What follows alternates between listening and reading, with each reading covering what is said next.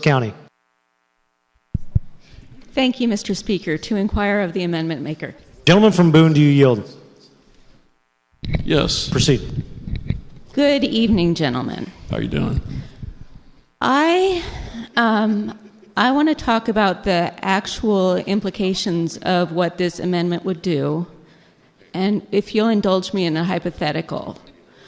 I'm thinking about a child who maybe lives in a rural area of Missouri, doesn't play sports, just to make it simple for this, but is questioning who they are, and hasn't come to any conclusions. They're just questioning, and they're afraid to tell their community.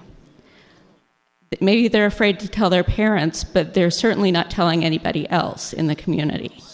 And they are confused about who they are.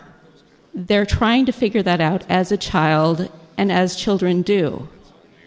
And then their community, not the legislature, not some body in Jefferson City who they don't relate to, but their own community comes and has this debate and puts this on the ballot.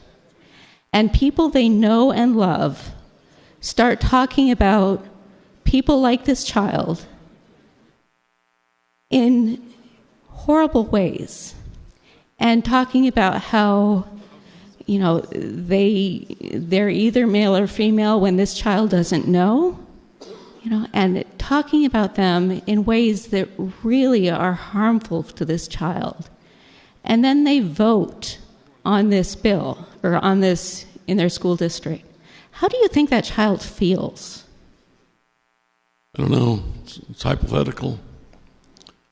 And, you know, to your point, there was a lot of things that I did as a child, even as a teenager, that I didn't want my mom and dad to know about. I was afraid to talk to them about it, a lot of things. Yeah, and this child's not ready to talk about who they are. I don't think that's an uncommon thing. No, it's not. Trans kids have a high rate of suicide. They are isolated. They don't feel comfortable in their skin, and they don't feel comfortable in society not knowing who they are. I think this would increase the suicide rate for trans kids, whether or not they play sports, just to know that their community thinks about them this way. And that horrifies me.